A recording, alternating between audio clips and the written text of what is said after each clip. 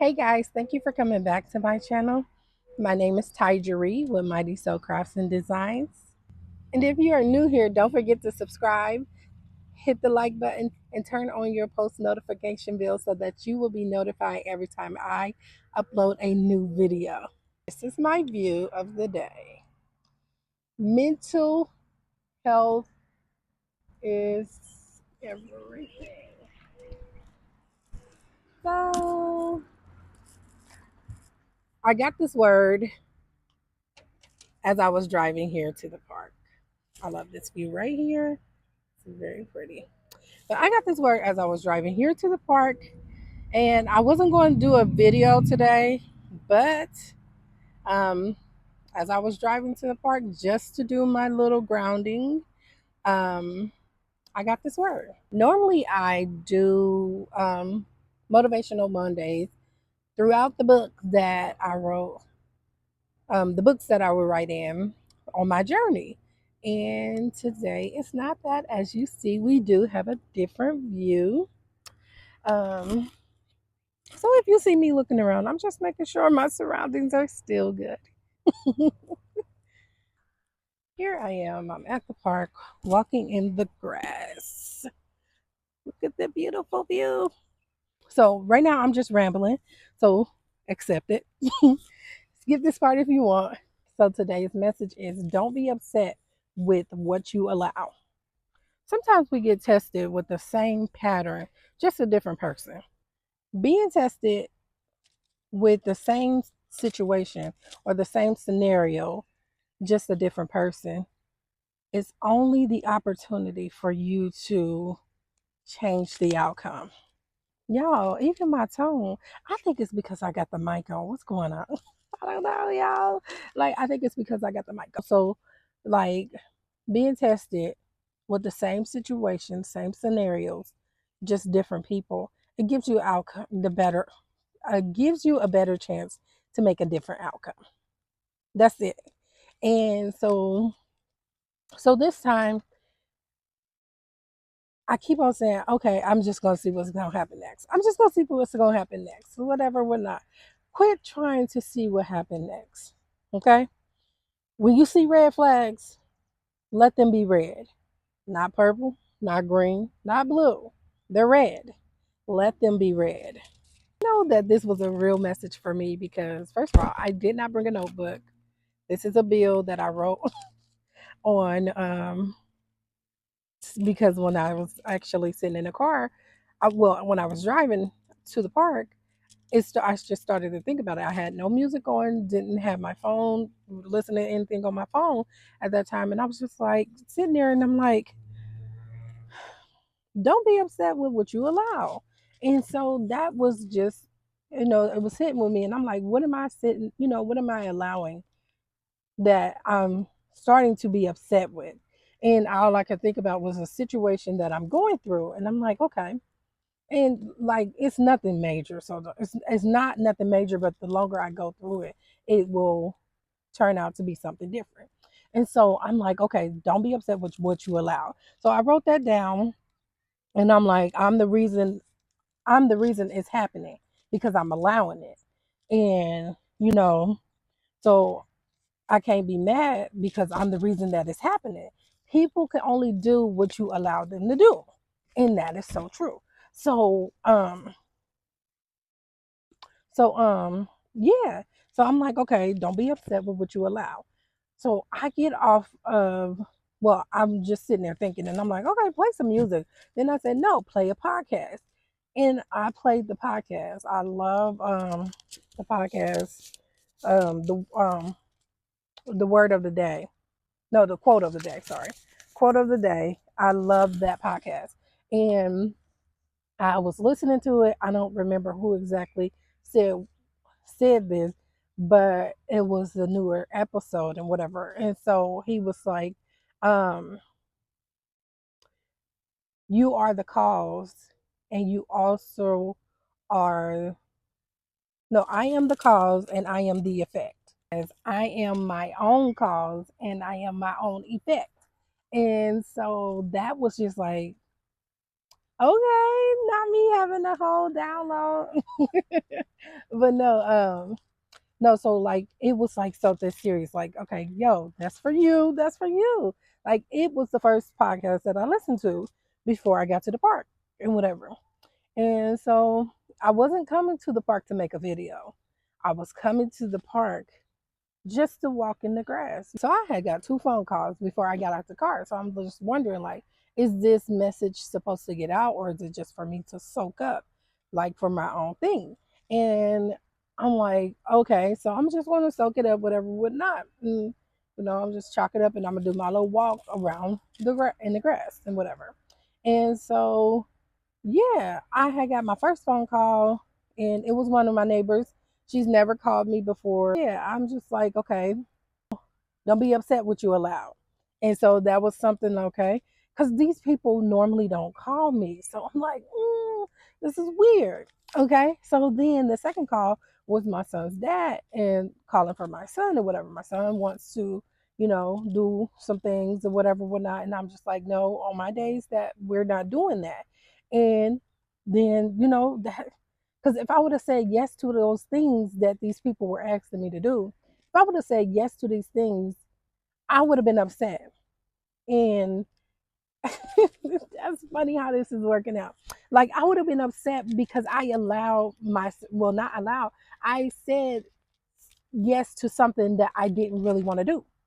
And, I allowed myself to, just go down in this little slump with whomever. It didn't even have to be these people that called today. Whoever. I let myself go down these little holes with them, and it's not something that I really wanted to do.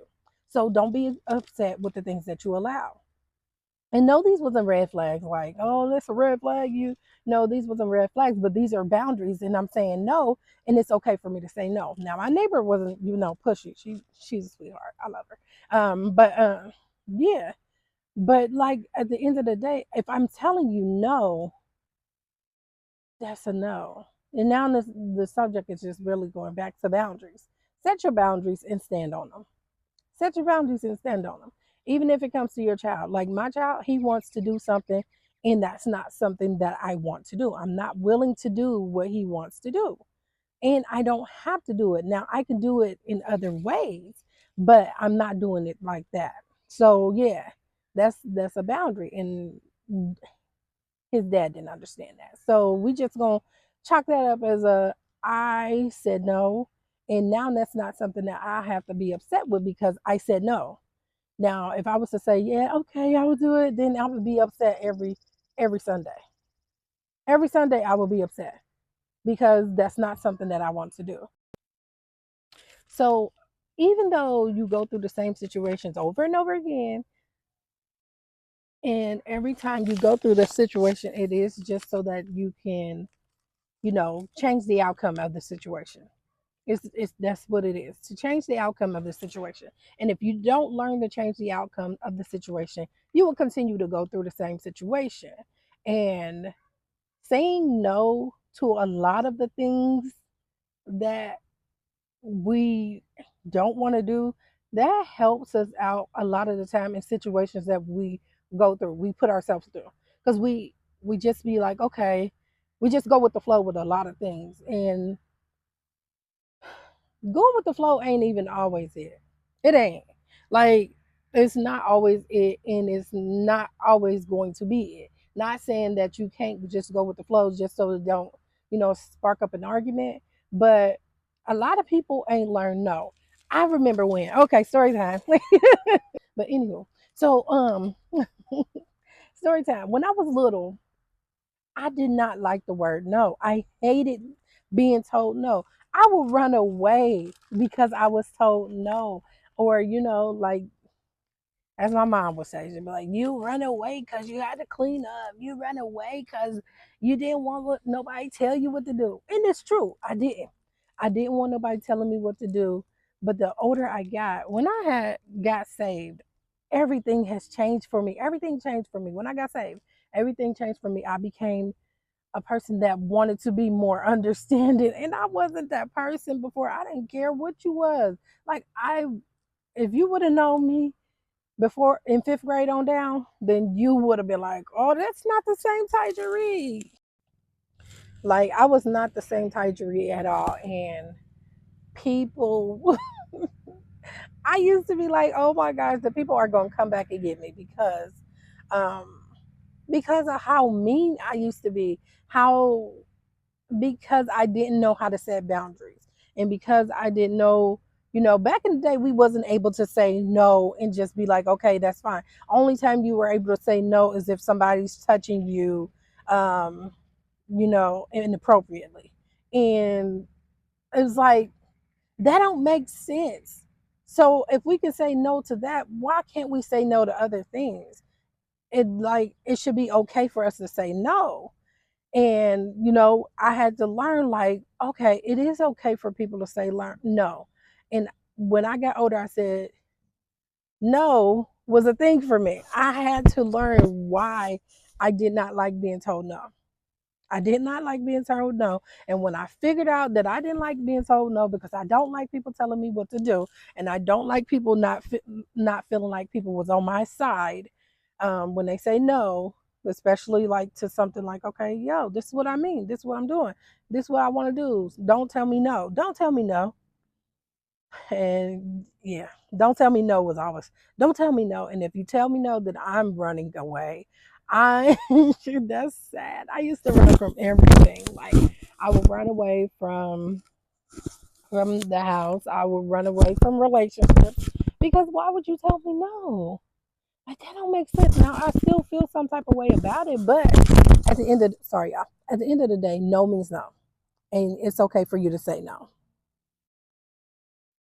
I don't know if anybody have ever realized that the things that happen as kids, when you get older, they come back. It's the pattern of life. Like there's always a pattern of something. So the pattern of my life was no. No was a big thing for me. And it was a bad thing as a kid. I didn't like the word no. But as an adult, no is a complete sentence, baby, with a period behind it. Like no, period. Like so, yeah. So as an adult now, I accept no. Like oh shoot, that's their boundaries. That's what they standing on. These people is about to come back through this camera and whatever. Like they know I'm recording, and they just want to keep walking through. But wait. But yeah, learning no is not a bad thing.